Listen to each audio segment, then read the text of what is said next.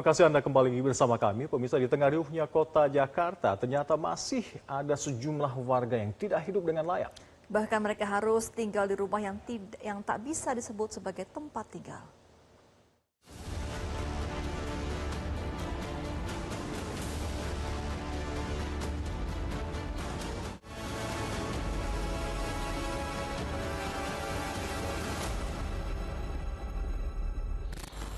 Sebagai kota terpadat ke-28 di dunia dengan 11,24 juta jiwa penduduk di Jakarta, yang mana luas daratannya ini sebesar 661,5 km persegi. Ini membuat Jakarta nyaris tidak punya lahan kosong. Bahkan sejumlah lahan yang tampaknya kosong ini ternyata dibangun menjadi pemukiman warga meskipun di tempat-tempat yang ilegal seperti bantaran sungai dan juga di kolong tol atau di kolong jembatan.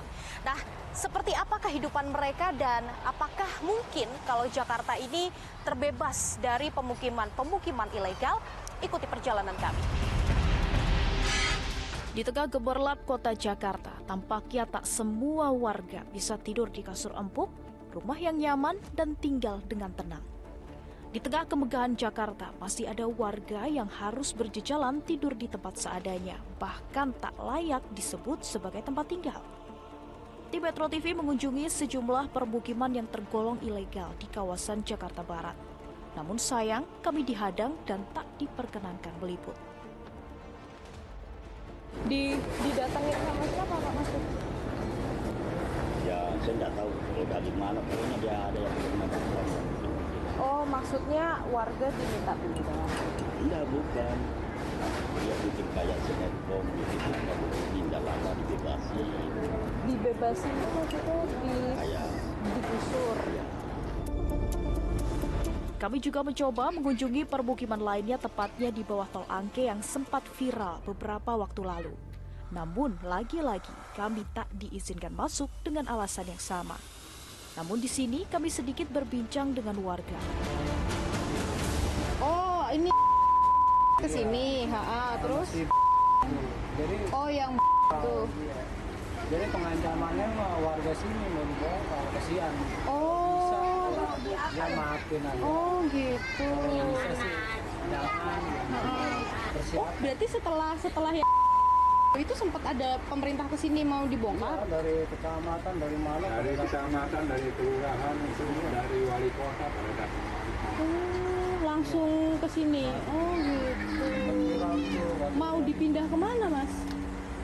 Ya kalau pengancaman pemerintah mah kalau dibongkar ya pasti rumah susun kan. Kalau rumah susun jadi warga sini belum terbiasa, belum beradaptasi. Ya, Tapi tetap disuruh bayar. iya.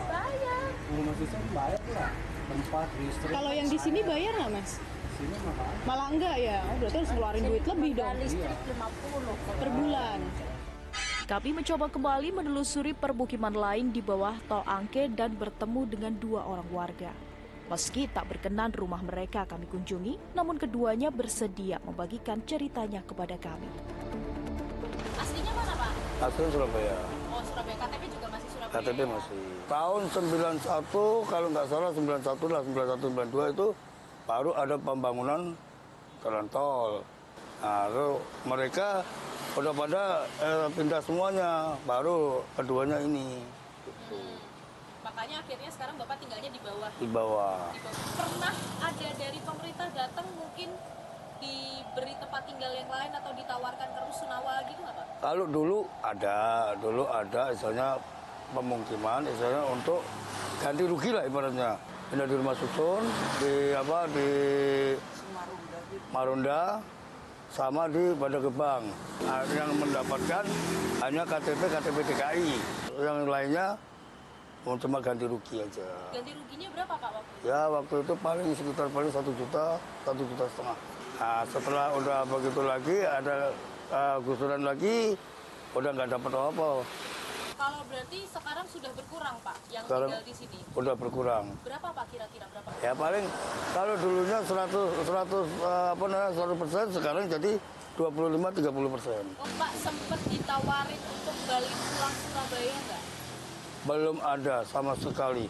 Tapi kalau ditawarin mau, Pak? Kalau ditawarin mau. Kenapa, Pak? Ya karena gini, kalau kita ditawarin di sana terus di sana kerjanya apa? Ya kalau ada tempat tinggal saja, ada tempat untuk kita kerjakan ya kita kerjakan. Kalau nggak ada gimana? Kalau saya kos di daerah Jelambar udah hampir 15 tahun ada. 15 tahun Iya. Asli mana Mas? Asli Jakarta, KTP Jakarta. KTP Jakarta. Oke, kenapa Mas memilih di Jelambar gitu? Maksudnya kenapa kok nggak memilih untuk ngekos atau mungkin kontrak di tempat lain? Aku memang saat ini udah tinggal di Jelambar, udah kos di Jelambar. Cuman kan kalau aku ingin pulang ke rumah orang tua ya bukan aku nggak ini, memang pengen mandiri lah. Suka dukanya gak hidup namanya ngekos, gimana ya? Disyukuri aja lah, ada nggak ada gitu dinikmati. Walaupun penghasilan nggak seberapa, saya bersyukur aja. Cerita mereka hanyalah sebagian kecil dari ratusan bahkan ribuan warga yang terpaksa hidup seadanya di tengah kerasnya kota Jakarta. Terpaksa tinggal di rumah seadanya karena sulitnya mengais rezeki. Ternyata pemirsa, hampir 50% warga di Jakarta belum memiliki rumah sendiri. Sementara dari total penduduk yang ada di Jakarta, hampir sekitar kurang lebih 60% mereka menempati tempat tinggal yang sebenarnya tidak layak huni. Karena pendapatan mereka yang di bawah UMR ataupun yang pas di UMR membuat mereka kesulitan untuk memiliki rumah. Yang kita lihat, harga rumah di Jakarta baik beli maupun sewa ternyata harganya ini sudah sangat tinggi, tidak sebanding dengan UMR ataupun pendapatan yang mereka dapatkan dalam satu bulannya. Ditambah harga-harga yang juga semakin naik, ini menjadi salah satu faktor kenapa mereka akhirnya terpaksa untuk tinggal di tempat yang sebenarnya tidak layak untuk mereka sebut sebagai rumah. Nah, yang menjadi pertanyaannya pemirsa, ketika mereka yang tinggal di tempat yang tak layak huni ini adalah warga luar Jakarta, siapa yang harus bertanggung jawab? Maraknya permukiman ilegal di Jakarta mulai dari bantaran sungai hingga kolong tol bukannya tak jadi perhatian pemerintah. Sudah berkali-kali ditertibkan, namun seolah mati satu, tumbuh seribu. Tak ada habisnya. Kalau kita berbicara tantangan pasti sangat amat banyak ya untuk mengurangi penduduk yang ilegal ya. Pertama, konteksnya harus ada pertumbuhan ekonomi di daerah asal. Jadi ketika orang pasti akan berpikir ulang ketika untuk datang ke Jakarta, ketika perekonomian yang di tempat tinggal dia itu sudah cukup. Yang kedua, kalau bicara tentang hunian ilegal, berarti harus ada perumahan yang terjangkau. Jadi untuk masyarakat Indonesia dari Sabang sampai Merauke yang datang ke Jakarta, mau mendapatkan rumah di sini pasti terjangkau. Itu yang harus difasilitasi oleh Pemprov DKI Jakarta. Salah satu kuncinya adalah kerjasama dengan daerah asal ya. Bagaimana program pendampingan untuk masyarakat yang misalnya mengadu nasib di Jakarta itu tidak serta-merta itu diserahkan pada Pemprov DKI Jakarta.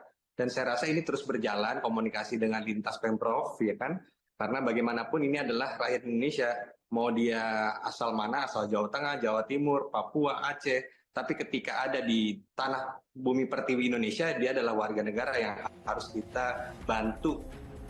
Pengamat tata kota Nirwono Yoga juga sependapat dengan Wibi. Bukan tak mungkin Jakarta bebas permukiman ilegal, meski perjalanan masih panjang. Satu, Pemprov DKI harus segera mengecek kembali kalau memang peruntukannya tidak boleh ada pemukiman dengan atas dasar keselamatan misalnya, maka pemukiman tadi harus direlokasi. Ya.